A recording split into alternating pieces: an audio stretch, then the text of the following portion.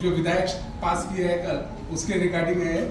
आपको आज की ब्रीफिंग तैयब भाई जफर करने वाले हैं। उसके बाद जब इन्होंने सब बोलने के बाद में आप आपके सवाल पूछ सकते हो। के बाद लोकसभा में रात में 2:33 पर वक्फ अमेंडमेंट बिल पास किया गया 288 वोटों के साथ। देश भर से 97,000 से ऊपर जो है तो ऑब्जेक्शंस भेजे गए, लेकिन एक भी ऑब्जेक्शन को कबूल नहीं किया गया।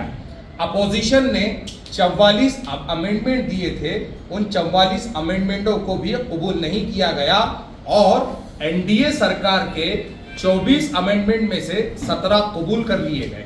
उन अमेंडमेंट में यह है, जैसा कि आप तमाम लोग जानते हैं कि वक्फ बोर्ड के अंदर जो है तो गैर मुस्लिम हिस्सेदारी कि जो वक्फ काउंसिल बनेगी, जो काउंसिल होगी वक्फ की, उसको जो है तो डिस्ट्रिक्ट कलेक्टर देखेंगे। कल किरण जी ने ये कहा है कि आप कलेक्टर नहीं, उनसे अपर के अधिकारी, सेक्रेटरीट लेवल के अधिकारी देखेंगे। ये सारी बातें न्यूज के माध्यम से आप तमाम को पता है।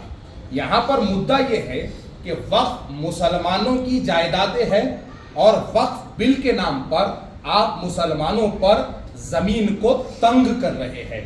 रही बात यहाँ पर आपने जो बात कही है, कायदा लोकसभा में पास हुआ, इसके लिए मैं आपको ये कहता हूं कि जो अपोजिशन ने भूमिका निभाई है यहाँ पर चुप्पी साधने की, लीडर ऑफ अपोजिशन इसके ऊपर 1:30 बजे के बाद आप आए हैं, पूरी बहस में खामोश बैठा है और कांग्रेस की तरफ से राहुल गांधी ने कोई स्टेटमेंट नहीं लिया।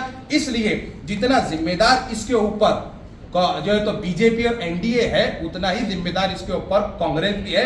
कहीं ना कहीं कांग्रेस से ये सवाल पूछना चाहिए। आगे चलकर मैं ये कहता हूं कि राज्यसभा में एनडीए की मेजॉरिटी नहीं है।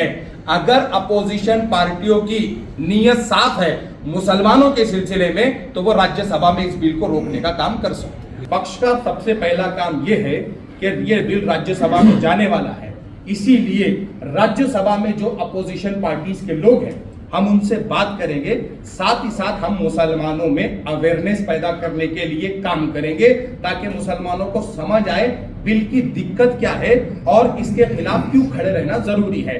पक्ष सड़क पर उतरेगा, इसमें कोई शक नहीं, और देश भर में उतरेगा, सिर्फ महाराष्ट्र में नहीं। वो बोर्ड देखिए, वक्फ बोर्ड की जो जमीनात जिसके पास है, हम चाहते हैं वो वक्फ बोर्ड को वापस मिले।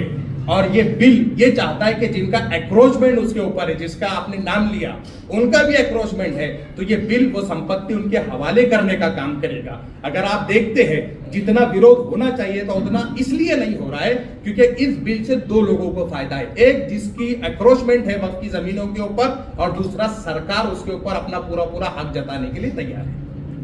बिल्कुल उतरना, अपन रास्ते पर भी उतरेंगे, अपन अदालती कार्रवाइयां भी करेंगे। जितना वंचित बहुजन अघाड़ी की तरफ से हो सकता है, हम इस बिल के विरोध में, मुसलमानों के हक में वक्फ बोर्ड को बचाने के लिए पूरी ताकत से रास्ते पर उतरेंगे।